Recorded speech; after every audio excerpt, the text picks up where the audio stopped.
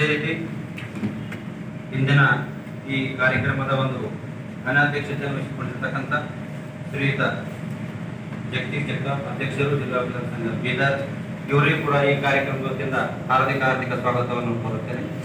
ಇವರಿಗೆ ಓಂಕಾರ ಸಿಂಧೆ ಅವರು ಹೂಗುಚ್ಛ ಕೊಡುವ ಮೂಲಕ ಸ್ವಾಗತಿಸಬೇಕೆಂದು.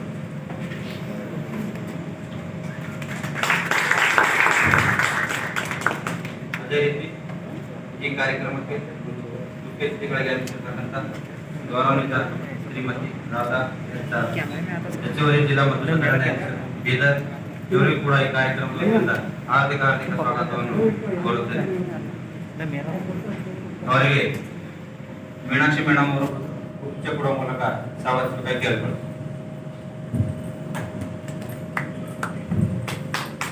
ಅದೇ ಈ ಕಾರ್ಯಕ್ರಮ ಇನ್ನೋರ್ವ ವ್ಯಕ್ತಿಗಳಾಗಿರ್ತಕ್ಕಂಥ ಗೌರವಾನ್ವಿತ ಶ್ರೀಮತಿ ಜರೀನಾ, ಗೌರವಾನ್ವಿತ ಪ್ರಧಾನ ಹಿರಿಯ ಸಿವಿಲ್ ನ್ಯಾಯಾಧೀಶರು ಹಾಗೂ ಡಿಸೈನ್ ಬೀದರ್, ಇವರಿಗೂ ಕೂಡ ಈ ಕಾರ್ಯಕ್ರಮದಿಂದ ಹಾರ್ದಿಕ ಸ್ವಾಗತವನ್ನು ಕೋರುತ್ತೇನೆ. ಇವರಿಗೆ ಶ್ರೀಮತಿ ರಾಜಮತಿ ಅವರು ಬಂದು ಹೂಗುಚ್ಛ ಕೊಡುವ ಮೂಲಕ ಸ್ವಾಗತಿಸಬೇಕು ಹೇಳ್ತಾರೆ.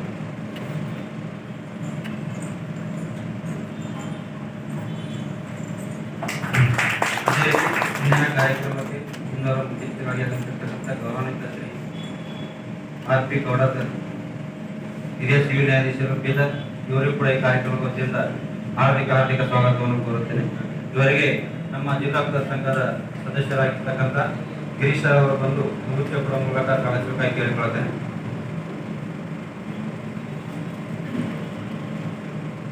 ಅದೇ ರೀತಿ ಇನ್ನೋರ್ವ ಅತಿಥಿಗಳಾಗಿರ್ತಕ್ಕಂಥ ಗೌರವಾನ್ವಿತ ಶ್ರೀ ಯಮುನಪ್ಪ ಕೆ ನ್ಯಾಯಾಧೀಶರು ಬೀದರ್, ಇವರಿಗೂ ಕೂಡ ಈ ಕಾರ್ಯಕ್ರಮದ ವತಿಯಿಂದ ಹಾರ್ದಿಕ ಸ್ವಾಗತವನ್ನು ಕೋರುತ್ತೇನೆ. ಇವರಿಗೆ ಜಿಲ್ಲಾ ವಕೀಲರ ಸಂಘ ಸದಸ್ಯರಾಗಿರ್ತಕ್ಕಂಥ ಅನ್ವರ್ ಸರ್ ಅವರು ಹೂಗುಚ್ಛ ಕೊಡುವ ಮೂಲಕ ಸ್ವಾಗತಿಸಬೇಕಾಗಿ ಕೇಳಿಕೊಳ್ಳಿ.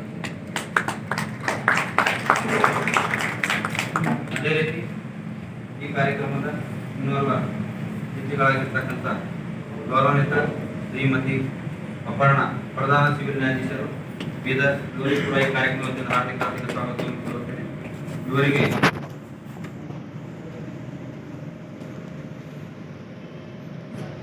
ಸಂಪತ್ತಿ ಮೇಡಮ್ ಅವರು ಬಂದು ಹೂಗುಚ್ಛ ಕೊಡುವ ಮೂಲಕ ಸ್ವಾಗತಿಸಬೇಕಾಗಿ ಕೇಳ್ತಾರೆ.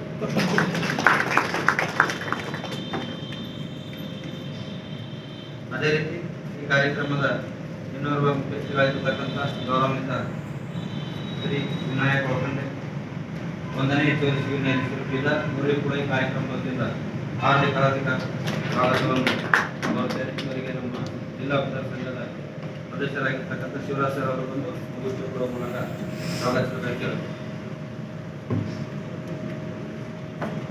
ಅದೇ ರೀತಿ ಈ ಕಾರ್ಯಕ್ರಮದ ಇನ್ನೋರ್ವ ವ್ಯಕ್ತಿಗಳಾಗಿರ್ತಕ್ಕಂಥ ಗೌರವಾನ್ವಿತ ಶ್ರೀ ಈಶ್ವರ್ ಮುಸಲ್ಮಾನಿ, 2ನೇ ಹೆಚ್ಚುವರಿ ಸಿವಿಲ್ ನ್ಯಾಯಾಧೀಶರು ಬೀದರ್, ಇವರಿಗೂ ಕೂಡ ಈ ಕಾರ್ಯಕ್ರಮದ ವತಿಯಿಂದ ಹಾರ್ದಿಕ ಸ್ವಾಗತವನ್ನು ಕೋರುತ್ತೇನೆ. ಇವರಿಗೆ ನಮ್ಮ ಸಂಘದ ಸದಸ್ಯರಾಗಿರ್ತಕ್ಕಂಥ ಸೂರ್ಯಕಾಂತ್ ಸರ್ ಅವರು ಬಂದು ಹೂಗುಚ್ಛ ಕೊಡುವ ಮೂಲಕ ಸ್ವಾಗತಿಸಬೇಕಾಗಿ ಕೇಳಿಕೊಳ್ಳಿ.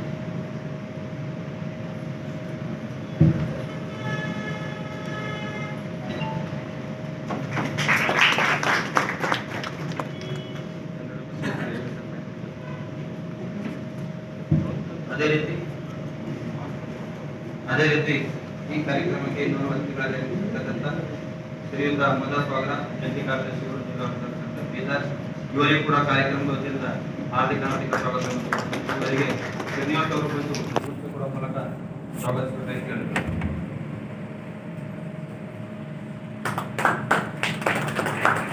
ಅದೇ ರೀತಿ ಈ ಕಾರ್ಯಕ್ರಮದ ಇನ್ನೋರ್ವ ಅತಿಥಿಗಳಾಗಿರ್ತಕ್ಕಂಥ ಶ್ರೀಯುತ ಗರ್ಗಪ್ಪ, ಕಾರ್ಯನಿರ್ವಹಣಾಧಿಕಾರಿಗಳು ಜಿಲ್ಲಾ, ಇವರಿಗೂ ಕೂಡ ಈ ಕಾರ್ಯಕ್ರಮದ ವತಿಯಿಂದ ಹಾರ್ದಿಕ ಸ್ವಾಗತವನ್ನು ಕೋರುತ್ತೇನೆ. ಇವರಿಗೆ ರೇವಣ ಸಿದ್ದಯ್ಯ ಸ್ವಾಮಿಗಳು ಬಂದು ಹೂಗುಚ್ಛ ಕೊಡುವ ಮೂಲಕ ಸ್ವಾಗತಿಸಬೇಕಾಗಿ ಕೇಳಿಕೊಳ್ಳುತ್ತೇನೆ.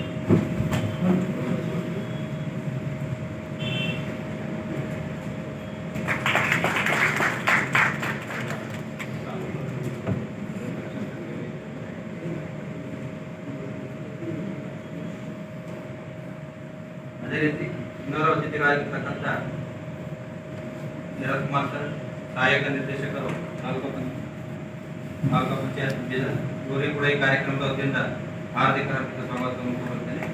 ಇವರಿಗೆ ರವಿ ಸರ್ ಅವರು ಬಂದು ಹೂಗುಚ್ಚ ಕೊಡುವ ಮೂಲಕ ಸ್ವಾಗತಿಸಬೇಕಂತ ಕೇಳುತ್ತೇನೆ.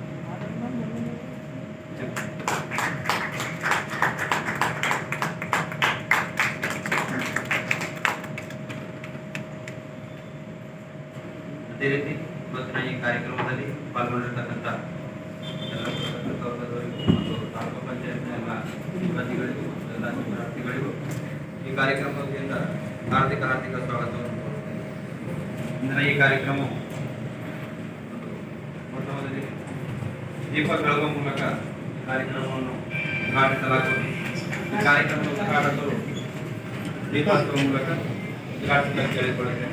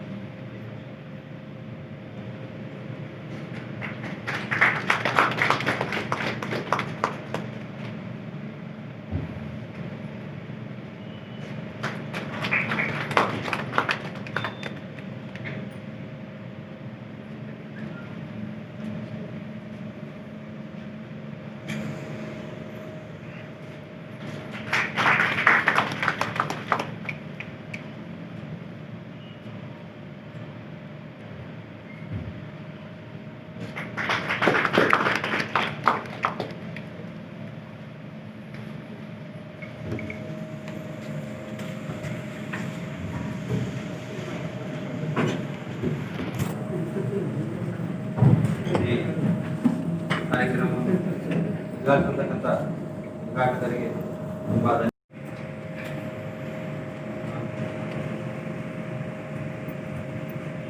ಮತ್ತು ತಾಲೂಕಾ ಪಂಚಾಯತ್ ಅಧಿಕಾರಿ ವರ್ಗದವರೇ,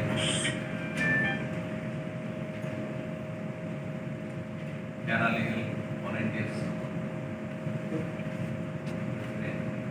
ನ್ಯಾಯವಾದಿಗಳೇ, ನ್ಯಾಯವಾದಿಗಳೇ,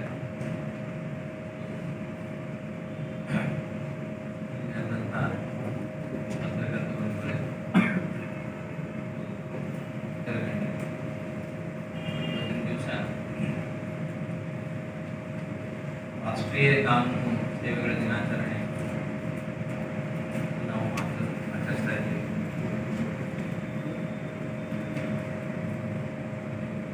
ಗಂಟೆಗೆ ಪ್ರಾರಂಭ ಆಗಬೇಕಾಗಿತ್ತು. ಬೀದರ್ ಜಿಲ್ಲೆಯಲ್ಲಿ 10 ಗಂಟೆಗೆ ಯಾವ ಕಾರ್ಯಕ್ರಮಗಳು ಪ್ರಾರಂಭ ಆಗುವುದಿಲ್ಲ ಅಂತೇಳಿ ಒಂದನ್ನು ಗೊತ್ತಿತ್ತು. ಆದರೂ 10 ಗಂಟೆ 10 ಆದರೂ ಪ್ರಾರಂಭ ಆಗ್ತದೆ ಅಂತೇಳಿ ಸರ್ಕಾರಿ ಕಚೇರಿಗಳಲ್ಲೇ ಈ ಒಂದು ಪರಿಸ್ಥಿತಿ ಇದೆ. ಬೇರೆ ಕಡೆ ನಾವು 10 ಗಂಟೆಗೆ ಪ್ರಾರಂಭ ಮಾಡ್ತೀವಿ, ಯಾರು ಬರೋಲ್ಲ, ನಾವೇ ಹೋಗಿ ಎದ್ಬೋದು. ಕೂಡ ಹೆಚ್ಚಿನ ಜನರು ನಾವೇ ಇದ್ದೀವಿ. PLVs ನಾವು ಎಷ್ಟು ಮಾಡಿದ್ವಿ? PLVs ಅನ್ನು ನಾವು 50 ಜನರಿಗೆ ನಾವು ಸೆಲೆಕ್ಟ್ ಮಾಡಿದರೆ ಇವತ್ತು 20 ಜನರು ಕೂಡ ಇಲ್ಲ. ಇವತ್ತು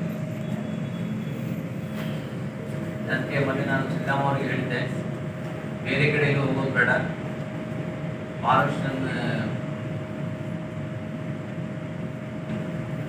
ಮಹಾರಾಷ್ಟ್ರದಲ್ಲೇ ನಾವು ಈ ಒಂದು ಕಾರ್ಯಕ್ರಮ ಮಾಡೋಣ. ಅಟ್ಲೀಸ್ಟ್ ಕೇಳಿ ಒಂದು 10 ಜನ ಅಡ್ವೊಕೇಟ್ಸ್ ಆದರೂ ಆ ಟೈಮಲ್ಲಿ ಬರ್ತಾರೆ. ಆದರೆ ಅವರೇನು ಹೇಳಿದ್ರು, ನ್ಯಾಯವಾದಿಗಳಿಗೆ ಇದ್ರ ಬಗ್ಗೆ ಹೇಳೋದಕ್ಕೆ ಅವಶ್ಯಕತೆ ಇಲ್ಲ ಸರ್, ಅವರೇ ನಮ್ಗೆ ಎಲ್ಲರೂ ತಿಳಿಸಿ ಹೇಳ್ತಾರೆ. ಅದು ನಾವು ಬೇರೆಯವ್ರಿಗೆ ಹೇಳಬೇಕಾಗಿತ್ತು, ಅದಕ್ಕೆ ನಾವು ಬೇರೆ ಕಡೆ ಹೋಗೋಣ. ಅದಕ್ಕೆ ನಾವು ಇಲ್ಲಿ ಬಂದ್ವಿ. ತಾಲೂಕು ಪಂಚಾಯತ್ ಅಂತ ನೋಡಿ ಜನಸಾಮಾನ್ಯರಿಗೆ ಬೇಕಾದಂಥ ಇದು ವ್ಯವಸ್ಥೆ, ಡಿಸೆಂಟ್ರಲೈಸೇಷನ್ ಆಫ್ ಪವರ್ಸ್ ಹೇಳಿ ನಜೀರ್ ಸಾಹೇಬ್ ಏನು ಮಾಡಿದರು, ಆ ದಿಶೆಯಲ್ಲಿ ಮಾಡಿದಂಥ ಈ ಸಂಸ್ಥೆ ಈ ಸಂಸ್ಥೆಯಲ್ಲಿ ಬಂದು ನಾವು ಈ ವಿಚಾರ ಬಗ್ಗೆ ನಾವು ಏನಾದರೂ ಮಾತಾಡಿದರೆ ಬಹುಶಃ 10 ಜನ ಕೇಳಿದ್ರು ಪರವಾಗಿಲ್ಲ, ಆ 10 ಜನರಿಂದ ಒಬ್ಬೊಬ್ಬರು 3 ಜನ ಅಥವಾ ಅವ್ರ ಮನೆಯೊಳಗೆ ಹೇಳಿದ್ರು ಕೂಡ ಸಾಕಾಗ್ತದೆ, ಎಲ್ಲರಿಗೂ ಇದು ವಿಷಯ ಹೋಗ್ತದೆ. ನಮ್ಮ ಈ ಸಮಾಜದಲ್ಲಿ ಎಲ್ಲರೂ ಕಾನೂನು ಪದವೀಧರರಿಲ್ಲ, ಎಲ್ಲರೂ ಕಾನೂನು ಪದವಿ ಪಡ್ಕೊಳ್ಳಿಕ್ಕೆ ಕೂಡ ಸಾಧ್ಯ ಆಗುತ್ತಿಲ್ಲ. ಬಡವರಿಲ್ಲ, ಕಾನೂನು ಪದವೀಧರರಿಲ್ಲ, ಕಾನೂನು ಪದವಿ ಪಡೆದುಕೊಳ್ಳಕ್ಕೆ ಎಲ್ಲರಿಗೂ ಶಕ್ತರೂ ಆಗುದಿಲ್ಲ, ಅದಕ್ಕೆ ಸಾಧ್ಯನೂ ಆಗುದಿಲ್ಲ. ಎಲ್ಲ ಕಡೆ ಕಾಲೇಜಸ್ ಕೂಡ ಅಭಿವೃದ್ಧಿ ಇಲ್ಲ. ಆದರೂ ಸಹಿತ ನಾವು ಈ ಸಮಾಜದಲ್ಲಿ ಇದ್ದ ಮೇಲೆ ಕಾನೂನಿನ ಬಗ್ಗೆ ನಮಗೆ ಗೊತ್ತಿರಬೇಕು. ಕಾನೂನು ಗೊತ್ತಿಲ್ಲ ಅಂತ ಆಗೋದಿಲ್ಲ. ಮೊದಲ ಎಲ್ಲ ಕೆಲಸಗಳು ಧರ್ಮದ ಅಡಿಯಲ್ಲಿ ನಡೀತಾ ಇತ್ತು. ಧರ್ಮವನ್ನು ಬಿಟ್ಬಿಡ್ಬೇಕು. ಎಲ್ಲ ಜಾತಿಯವರು ಆ ಜಾತಿ ಈ ಜಾತಿ ನಾನು ಹೇಳೋದು ಅಪ್ಪ ಕಮ್ಯುನಿಟಿ ಅಂತ ಹೇಳೋದಿಲ್ಲ. ಎಲ್ಲಾ ವರ್ಗದವರು ನಮ್ಮ ಧರ್ಮಗಳನ್ನು ಬಿಟ್ಟಿದ್ದಾರೆ. ಧರ್ಮಗಳನ್ನು ಬಿಟ್ಟ ಮೇಲೆ ಅದನ್ನ ಅಂಕುಶ ಅಂತ ಏನಾದ್ರು ಮನುಷ್ಯನ ಮೇಲೆ ನಮ್ಗೆ ಬೇಕು. ಜೀವನಕ್ಕೆ ನಡೆಸಲಿಕ್ಕೆ ಅಂಕುಶ ಇಲ್ಲದಾಗ ಅದಕ್ಕೆ ನಾವು ಈ ಒಂದು ಸಮಾಜ ಸಮೂಹದಲ್ಲಿ ನಮ್ಮದೇ ಆದಂತ ನಾವು ಕಾನ್ಸ್ಟಿಟ್ಯೂಷನ್ ಅಂತ, ಆ ಕಾನ್ಸ್ಟಿಟ್ಯೂಷನ್ ಅಡಿಯಲ್ಲಿ ಎಲ್ಲರಿಗೂ ಕೂಡ ಈ ನ್ಯಾಯದ ಪರಿಕಲ್ಪನೆ ಸಿಗಬೇಕು. ಏನೆಲ್ಲ ಕಾನೂನುಗಳಿವೆ, ಸ್ವಲ್ಪ ಮಟ್ಟಿಗಾದರೂ ಅವರಿಗೆ ನಿತ್ಯ ಜೀವನದಲ್ಲಿ ಬಳಕೆ ಆಗುವಂಥ ಕಾನೂನುಗಳು, ಅವರಿಗೆ ಆಗಬೇಕಂತ ಕಾನೂನು ಅವರಿಗೆ ಬೇಕು, ಕಾನೂನು ಬೇಕು ಅಂತ ಹೇಳಿ ಲೀಗಲ್ ಸರ್ವಿಸ್ ಅಥಾರಿಟಿ ಆ್ಯಕ್ಟ್ ಅಂತ 1987ರಲ್ಲಿ ಅದನ್ನು ಕಾನೂನನ್ನು ತಂದರು. ಆದರೆ ಆವಾಗ 87ರಲ್ಲಿ ಈ ಕಾನೂನನ್ನ ತಂದ್ರೆ ಮಾತ್ರ ಅದನ್ನು ಯಾವ ರೀತಿ ಅದನ್ನ ಜನಸಾಮಾನ್ಯರಿಗೆ ಮುಟ್ಟಿಸ್ಬೇಕು ಅನ್ನೋದ್ರ ಬಗ್ಗೆ ಯಾವುದರದ್ದು ಅದರಲ್ಲಿ ಉಲ್ಲೇಖ ಇರಲಿಲ್ಲ. ಮತ್ತೆ ಸುಮಾರು ವರ್ಷಗಳ ನಂತರ 1995ರಲ್ಲಿ ಈ ಕಾನೂನಿಗೆ ಒಂದು ಹೊಸ ಆಯಾಮ ಕಾಯಕಲ್ಪ ಕೊಡಬೇಕಂದ್ರೆ, ಅದನ್ನು ಜನಸಾಮಾನ್ಯರಿಗೆ ಮುಟ್ಟಿಸ್ಬೇಕಂದ್ರೆ, ಎಲ್ಲ ಕಾನೂನುಗಳ ಅರಿವನ್ನು ಜನಸಾಮಾನ್ಯರಿಗೆ ಮೂಡಿಸ್ಬೇಕಂತಂದ್ರೆ ಇದು ನ್ಯಾಯದಿಂದ ಮಾತ್ರ ಸಾಧ್ಯ. ನ್ಯಾಯನೇ ಜನಸಾಮಾನ್ಯರಲ್ಲಿ ಹೋದರೆ ಆ ನ್ಯಾಯದ ವಿತರಣೆ ಸರಿಯಾಗ್ತದೆ ಮತ್ತು ನ್ಯಾಯ ಈ ಕಾನೂನುಗಳ ಅರಿವು ಮೂಡಿಸ್ಲಿಕ್ಕೆ ಸಾಧ್ಯ ಆಗ್ತದೆ ಅಂತ ಹೇಳಿ 1995ರಲ್ಲಿ ಇದನ್ನು ನಾವು ಮತ್ತೆ ಅದಕ್ಕೆ ಅಮೆಂಡ್ಮೆಂಟ್ ಮಾಡಿ ನ್ಯಾಯಾಲಯಗಳಿಗೆ ಆ ಒಂದು ಜವಾಬ್ದಾರಿಯನ್ನು ಕೊಟ್ಟಿದ್ದಾರೆ. ಸೊ ಈ ಜವಾಬ್ದಾರಿಯನ್ನು ಕೊಟ್ಟ ದಿವಸ ಅಂತ ಹೇಳ್ಬೋದು, ಅದು ಆ್ಯಕ್ಟ್ ಬಂದ ದಿವಸ ಅದನ್ನು ರಾಷ್ಟ್ರೀಯ ಕಾನೂನು ಸೇವೆಗಳ ದಿನಾಚರಣೆ ಅಂತ ಹೇಳಿ ಮಾಡಬೇಕು. ನಮ್ಮಲ್ಲಿ ಈಗ ಪರಿಸ್ಥಿತಿ ಹೇಗಾಗಿದೆ ಅಂತಂದರೆ, ಬಹುಶಃ ಈಗ ಈ ತಾಲೂಕು ಪಂಚಾಯತ್ ಆಫೀಸರ್ ರಿಸರ್ ಆಗಿರ್ಬೇಕು. ಇವತ್ತು ನಾವೆಲ್ಲ ಫಂಕ್ಷನ್ ಮಾಡ್ತೀವಿ, ಅವ್ರಿಗೆ ದಿನನಿತ್ಯ ಅವ್ರಿಗೆ ಒಂದೊಂದು ಫಂಕ್ಷನ್ ಮಾಡೋದೇ ಒಂದು ಕೆಲಸ ಆಗಿದೆ. ಇದರೊಳಗೆ ಇನ್ನೊಂದು ಫಂಕ್ಷನ್ ಅಲ್ಲಪ್ಪ ಅಂತ ಹೇಳಿ ಏನು ಮಾಡೋದು? ಈಗ ಬರೇ ಆ ದಿನ ಈ ದಿನ ದಿನಗಳಿಲ್ಲ, ಅದೇನು ಯಾವುದೇ ಒಂದು ವಿಶೇಷ ದಿನ ಇರಲಾದ ಯಾವುದೇ ದಿವಸಗಳು ಇಲ್ಲೇ ಇಲ್ಲ. ಎಲ್ಲರೂ ಎಲ್ಲ ದಿವಸವೂ ವಿಶೇಷ.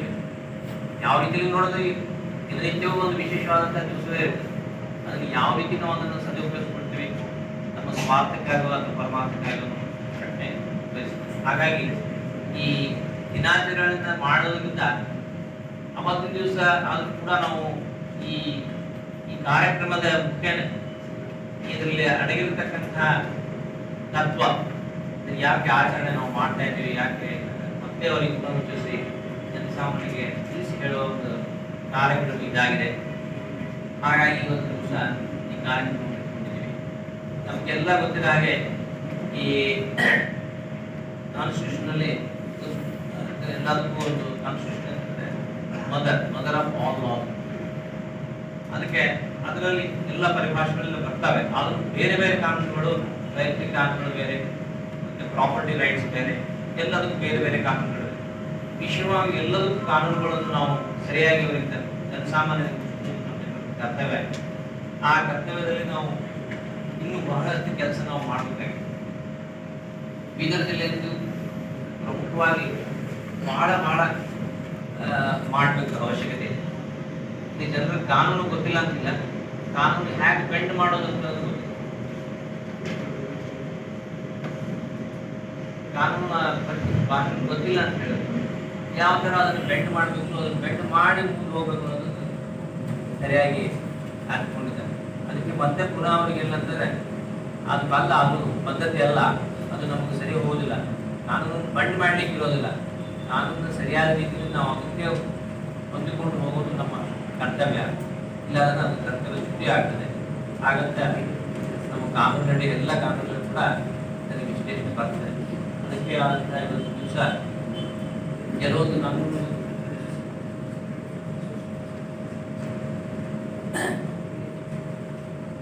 ಕೆಲವೊಂದು ಕಾನೂನುಗಳ ಬಗ್ಗೆ ಹೇಳಬೇಕಾಗ್ತದೆ. ನಾನು ಈ ಕಾನೂನುಗಳ ಬಗ್ಗೆ ಅಂತಂದ್ರೆ ಎಲ್ಲ ಈ ಪ್ರಾವಿಷನ್ ಕೋಟ್ ಮಾಡಿ ಹೇಳಿಕೆ ನಾನು ಇಷ್ಟಪಡೋದು. ಎಲ್ಲರ ಹತ್ರ ಮೇಲೆ ಅಂತ ಮೊಬೈಲ್ ಇದೆ, ವೆಹಿಕಲ್ ಇದೆ, 2 ವೀಲರ್ಸ್ ಇದೆ, 4 ವೀಲರ್ಸ್ ಇದೆ. ಕಾನೂನು ಏನು ಹೇಳ್ತದೆ, ನೀವು ವೆಹಿಕಲ್ ಅನ್ನ ನೀವು ರೋಡ್ ಮೇಲೆ ನಡೆಸಬೇಕಂತಂದ್ರೆ, ಒಂದು ವೆಹಿಕಲ್ ಅನ್ನ ರೋಡ್ ಮೇಲೆ ತರಬೇಕಾದ್ರೆ ನೀವು ಆ ವೆಹಿಕಲ್ಗೆ ಇನ್ಶೂರೆನ್ಸ್ ಮಾಡಿಸಬೇಕು. ಅಂದರೆ ಇನ್ಶೂರೆನ್ಸ್ ನಿಮ್ಮ ಸೆಲ್ಫ್ ಇನ್ಶೂರೆನ್ಸ್ ಅಲ್ಲ, ಥರ್ಡ್ ಪಾರ್ಟಿ ಇನ್ಶೂರೆನ್ಸ್. ಬೇರೆಯವರಿಗೆ ನಿಮ್ಮ ವೆಹಿಕಲ್ ಬೇರೆಯವರಿಗೆ ತೊಂದರೆ ಆಗದೆ ಹಾಗೆ ಆದರೂ ಕೂಡ ಅವರಿಗೆ ಪರಿಹಾರ ಸಿಗುವ ಹಾಗೆ ನೀವು ಥರ್ಡ್ ಪಾರ್ಟಿ ಇನ್ಶೂರೆನ್ಸ್ ಕೂಡ ಮಾಡಿಸಬೇಕು. ಇದು ಒಂದು ಕಾನೂನು ಹೇಳ್ತದೆ. ಮತ್ತು ನೀವು ನಡೆಸುವವರಿಗೆ ಜವಾಬ್ದಾರಿಯುತ ಲೈಸೆನ್ಸ್ ಇದೆ. ಯಾವ ವ್ಯಕ್ತಿ ಆ ವೆಹಿಕಲ್ ಓನರ್ ಇರ್ತಾರೋ ಆ ವ್ಯಕ್ತಿ ಮತ್ತೊಬ್ಬರಿಗೆ ನಾವು ಕೊಡಬೇಕಾದ್ರೆ ಆ ವ್ಯಕ್ತಿ ಹತ್ತಿರ ಲೈಸೆನ್ಸ್ ಇದೆಯೋ ಇಲ್ಲೋ ಅಂತ ನಾವು ಖಚಿತಪಡಿಸ್ಕೊಂಡು ಅವ್ರಿಗೆ ನಾವು ವೆಹಿಕಲನ್ನು ನಾವು ಕೊಡಬೇಕು. ಇದೆಲ್ಲ ಸಣ್ಣ ಸಣ್ಣ ವಿಷಯಗಳು ಆಗಿದ್ದರೂ ಕೂಡ ತಪ್ಪಾದಲ್ಲಿ ಅದೇ ರೀತಿ ಅದನ್ನು ಮಾಡದೇ ಇದ್ದಲ್ಲಿ ಏನು ತೊಂದರೆಗಳಾಗ್ತಾ ಅನ್ನೋದ್ರ ಬಗ್ಗೆ ನಮ್ಗೆ ಅರಿವು. ಫಾರ್ ಎಕ್ಸಾಂಪಲ್ ಹೇಳಬೇಕಂದ್ರೆ, ಈಗಿನ ಕಠಿಣವಾದಂಥ ಕಾನೂನಿಗೆ ನಾವು ಮೋಟರ್ ವೆಹಿಕಲ್ಸ್ ಆ್ಯಕ್ಟಲ್ಲಿ ಅಳವಡಿಸಿಕೊಂಡಿದ್ದೀವಿ. ಅಮೆಂಡ್ಮೆಂಟ್ ಆದಮೇಲೆ ಹೇಳಬೇಕಂದ್ರೆ, ಲೈಸೆನ್ಸ್ ಇಲ್ಲಾರ್ದೆ ನಡೆಸಿದ್ರೆ ಇದು ದಂಡ ಪ್ರಕ್ರಿಯೆ ದಂಡ ಹಾಕೋದು ಭಾಳ ಆಗ್ತದೆ. ಮೊದಲ 500 ರೂಪಾಯಿ ತನಕ ಹಾಕಿ, ಈಗ 500 ಇಲ್ಲ, ಜಾಸ್ತಿ 5000 ಆಗಿದೆ. ಮತ್ತು ವೆಹಿಕಲ್ಗೆ ಇನ್ಶೂರೆನ್ಸ್ ಇದ್ದೇ ಇದ್ದರೆ ಅದನ್ನು ಸೀಸ್ ಮಾಡಿದ್ರೆ ಮತ್ತು ಅದಕ್ಕೆ ವಾಪಸ್ ಕೊಡಬೇಕಾದ್ರೆ ನಾವು ವೆಹಿಕಲ್ ಕಿಮ್ಮತ್ತಿನ ಡಬಲ್ ವ್ಯಾಲ್ಯೂ ಬ್ಯಾಂಕ್ ಗ್ಯಾರಂಟಿ ಕೊಡಬೇಕು. ಬ್ಯಾಂಕ್ ಗ್ಯಾರಂಟಿ ಅಂದರೆ ಅಫಿಡವಿಟ್ ಕೊಟ್ಟಂಗಲ್ಲ, ಅದರ ಡಬಲ್ ವ್ಯಾಲ್ಯೂದ ಅಮೌಂಟನ್ನು ಬ್ಯಾಂಕ್ನಲ್ಲಿ ಡಿಪಾಸಿಟ್ ಇಟ್ಟು ಅದರ ಸರ್ಟಿಫಿಕೇಟ್ ತಂದನ್ನು ನ್ಯಾಯಾಲಯಕ್ಕೆ ಕೊಟ್ಟರೆ ಮಾತ್ರ ನೀವು ವೆಹಿಕಲ್ ಬಿಟ್ಟರೆ.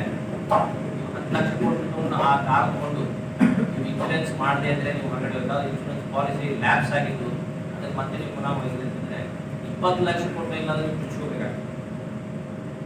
ಈ ಪರಿಸ್ಥಿತಿ ಬರುತ್ತೆ. ಕಾರಣಾಂತರದಿಂದ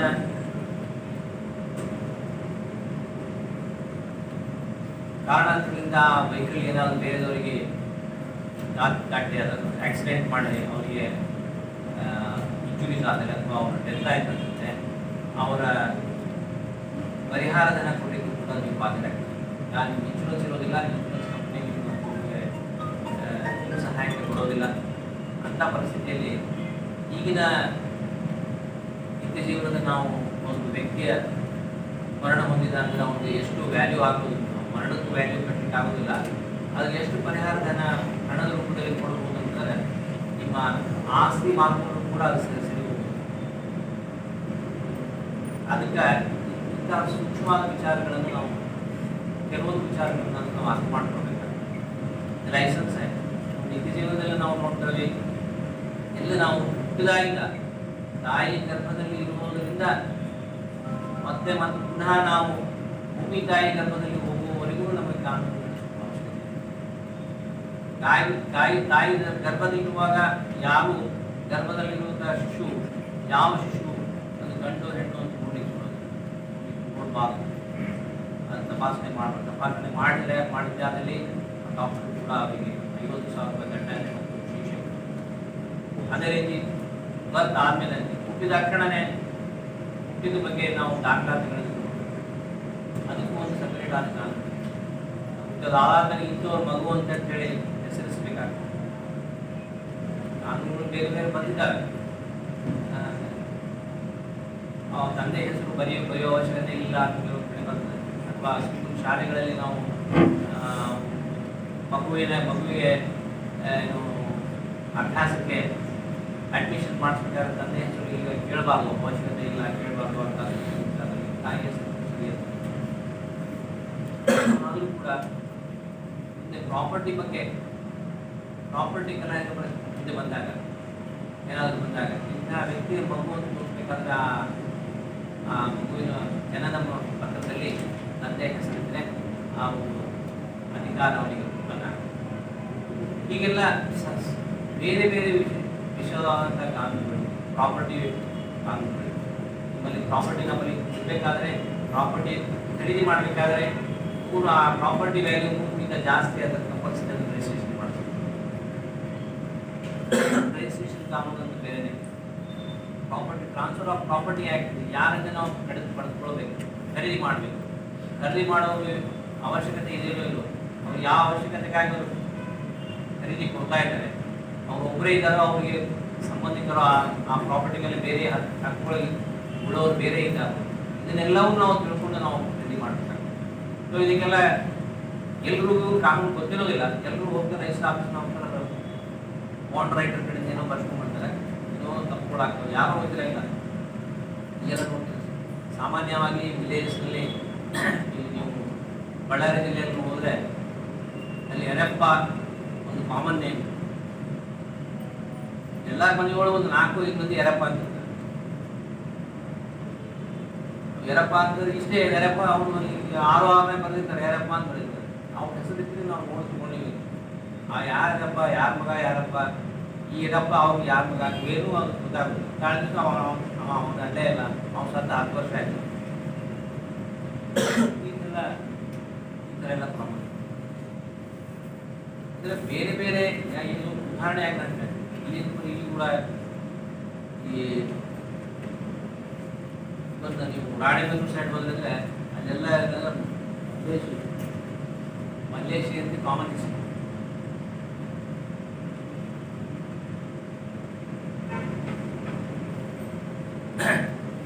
ಮಲ್ಲೇಶಿ ಅಂತ ಕಾಮನ್ ಹೆಸರು ಬರ್ತದೆ. ಅಂದರೆ ಈ ಮೈಲಾರಲಿಂಗನ ನಡ್ಕೊಳ್ಳೋ ಮನೆಯೊಳಗೆಲ್ಲ ಎಲ್ಲ ಮನೆಯೊಳಗೆ ಮಲ್ಲೇಶಿ ಇದೆ. ಯಾರು ಮಲ್ಲೇಶಿ, ಯಾರ ಮಗ ಮಲ್ಲೇಶಿ ಏನು ಗೊತ್ತಾಗುತ್ತೆ. ಮುಕ್ತ ಜನರು ಪಾಪ ಆಸ್ತಿ ಖರೀದಿ ಮಾಡ್ಬೇಕಂತಾರೆ ಎಷ್ಟೋ ಕಷ್ಟಪಟ್ಟು ವರ್ಷಾನುಗಟ್ಟಲೆ ಮುಂಬೈಗೂ ಮದ್ರಾಸ್ಗೂ ಬೆಂಗಳೂರಿಗೂ ಎಲ್ಲೋ ಹೋಗಿ ಕುಡಿದು ಕಳಿಸ್ಕೊಂಡು ಬಂದು ಪಾಪ 10 ರೂಪಾಯಿ ಬಂದು ನಾವು ಆಸ್ತಿ ಮಾಡಬೇಕು ಅಂತ ಬಂದಿರ್ತಾರೆ. ಆಸ್ತಿ ಕೊಡ್ತಾರೆ. ಮಿಡ್ಲ್ ಮಂದಿದ್ದವ ಏನು ಮಾಡ್ತಾರೆ, ನಮ್ಗೆ ಗೊತ್ತದ ನಮ್ಮೂರ ಎಲ್ಲ ನೋಡ್ರಿ ಏನು ತೊಂದರೆ ಆಗೋದಿಲ್ಲ, ಇವೇನು ಖಾಲಿ ಮಾಡಿ ನಾವಿರ್ತೀವಲ್ಲ ಕೊಡ್ತಾರೆ, ತೊಗೋತಾರೆ, ರಿಜಿಸ್ಟರ್ ಆಗ್ತದೆ. ಏನು ನನಗೆ ಗೊತ್ತಿಲ್ಲಪ್ಪ, ಅವ್ನು ಹೇಳ್ದೆ ನಾನು ತೊಗೊಂಡಿದ್ದೀನಿ ಅಂತ ಹೇಳ್ಬಿಟ್ಟು. ಆಮೇಲೆ ಬಂದೇನಂದ್ರೆ ಈ ಥರ ಜಗಳ ಆಗ್ತದೆ, ಅಲ್ಲಿಂದ ಹೊರಪೇಟೆ ಆಗ್ತದೆ. ಹೊರಪೇಟೆ ಆದಗಳಿಗೆ ಅವ್ರಿಗೆ ಕ್ರಾಸ್ ಆಗ್ತದೆ, ಅರೆಸ್ಟ್ ಮಾಡಿ ಬರ್ತಾರೆ. ಮತ್ತು ಅವ್ರು ಬಾಗರಾಜ್ ಅವ್ರ ಕಡೆ ಬರ್ತಾರೆ.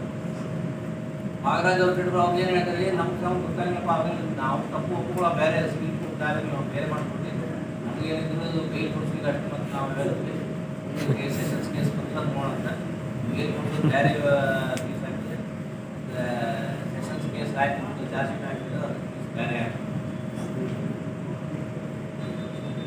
ಇದು pentacles how it runs in different direction. ಇದು ಎಲ್ಲದಕ್ಕೂ ಕಾರಣ ಏನಂತಂದರೆ ನಮಗೆ ನ್ಯಾಯದ ಬಗ್ಗೆ, ಈ ವಿಭಿನ್ನ ಕಾನೂನಿನ ಬಗ್ಗೆ ಅರಿವು ಇರಲಾರ್ದು ಈ ಥರ ಎಲ್ಲ ಕಷ್ಟಗಳಾಗ್ತದೆ. ನಾನು ಅಂದರೆ ಹೇಳಿದೆ, ಎಲ್ಲರಿಗೂ ನ್ಯಾಯದ ಕಾನೂನಿನ ಪದವೀಧರರಾಗಿ ಸಾಧ್ಯ ಇಲ್ಲ, ಕಾನೂನು ಕೊಡಲಿಕ್ಕಾಗೋದಿಲ್ಲ. ಕಾನೂನು ಎಲ್ಲರಿಗೂ ಬೇಕು, ಕಾನೂನನ್ನು ತಿಳ್ಕೊಳ್ಳಬೇಕು. ಇದು ಹೇಗಾಗಬೇಕು? ಆ ಕಾರಣಕ್ಕಾಗಿ ಈ ಒಂದು ಸಿಸ್ಟಮನ್ನು, ಈ ಒಂದು ಏನು ಲೀಗಲ್ ಸರ್ವಿಸ್ ಅಥಾರಿಟಿ ಆ್ಯಕ್ಟ್ ಅಂತ ಹೇಳಿ ಮಾಡಿ, ಅದರ ಮುಖಾಂತರ ನ್ಯಾಯಾಧೀಶರ ಇಲಾಖೆಯಿಂದ ನ್ಯಾಯಾಧೀಶರ ಮುಖಾಂತರ ಎಲ್ಲರ ಮನೆಗೆ ಹೋಗಿ, ಅಂದರೆ ಎಲ್ಲ ವಿಲೇಜಸ್ ಕೂಡ ಹೋಗಿ ಈ ಕಾನೂನಿನ ಕನಿಷ್ಠವಾದ ತಿಳುವಳಿಕೆಯನ್ನು ನಾವು ಕೊಡಬೇಕು ಅಂತ ಹೇಳಿ ಆ ಒಂದು ಸದುದ್ದೇಶದಿಂದ ಈ ಒಂದು ಕಾನೂನು ಮಾಡಲಾಗಿದೆ. ನಿಮಿತ್ತ ಆ ಕಾನೂನಿನ ದಿನಾಚರಣೆಯನ್ನು ಮಾಡ್ತಾ ಇದ್ದೀವಿ. ಇವತ್ತಿನ ದಿವಸ ನಾನು ಇಲ್ಲಿ ಜಿಲ್ಲಾ ನ್ಯಾಯಾಲಯದಲ್ಲಿ ಲೀಗಲ್ ಸರ್ವಿಸ್ ಅಥಾರಿಟಿಯ ಚೇರ್ಮನ್ ಆಗಿ ಮತ್ತು ಸಿದ್ದರಾಮಯ್ಯ ಸಹ ಕಾರ್ಯದರ್ಶಿಗಳಾಗಿ ಕೆಲಸ ಮಾಡ್ತಾ ಇದ್ದೀನಿ. ಯಾರಿಗೆ ಆಗಲಿ, ನಿಮಗೆ ಆಗಲಿ, ನಿಮ್ಮವರಿಗೆ ಆಗಲಿ, ಯಾರಿಗೆ ತೊಂದರೆಗಳಾಗಿರಲಿ, ಈ ಕಾನೂನಿನ ಅರಿವು ಬಗ್ಗೆ ಎಲ್ಲರೂ ಪಡೆಯಬೇಕು. ಕಾನೂನಿನ ಅರಿವು ಪಡಲಿಕ್ಕೆ ಯಾರಿಗೇನೋ ಅದಕ್ಕೆ ಇನ್ಕಮ್ ಸರ್ಟಿಫಿಕೇಟ್ ಬೇಕಾಗಿದೆ. ಅದು ಕಾನೂನಿನ ನೆರವು ಪಡಿಬೇಕಾದ್ರೆ ಕೆಲವೊಂದು ಕೆಟಗರಿ ಯಾರಿಗೆಲ್ಲ ಫ್ರೀಯಾಗಿ ನಾವು ಕಾನೂನಿನ ನೆರವು ಕೊಡಲಿಕ್ಕೆ ಬರ್ತದೆ ಅದರ ಬಗ್ಗೆ ನಮ್ಮ ಕಾರ್ಯದರ್ಶಿಗಳು ವಿಶದವಾಗಿರ್ತದೆ ಹೇಳ್ತಾರೆ. ಪ್ರತಿ ದಿವಸ ಇಷ್ಟು ಮಟ್ಟಿಗೆ ನನಗೆ ಒಂದು ಈ ಕಾರ್ಯಕ್ರಮವನ್ನು ಉದ್ಘಾಟಿಸಿ ಕೆಲವೊಂದು ನನ್ನ ವಿಚಾರಗಳನ್ನು ಹೇಳಕ್ಕೆ ಶುರು ಮಾಡಿದ್ದಕ್ಕೆ ಎಲ್ಲರಿಗೂ ಧನ್ಯವಾದಗಳನ್ನು ಹೇಳಿ ತಡವಾಗಿ ಕಾರ್ಯಕ್ರಮವನ್ನು ಪ್ರಾರಂಭಿಸಿದ್ದಕ್ಕೆ ನಮಗಿಂತ ಮೊದಲು ಯಾರು ಮಂದಿ ವೇಟ್ ಮಾಡ್ತಾ ಇದ್ವಿ ಅವರಲ್ಲಿ ನಾನು ಕ್ಷಮೆ ಕೇಳಿ ನಾನು ಮಾಡ್ತೀನಿ.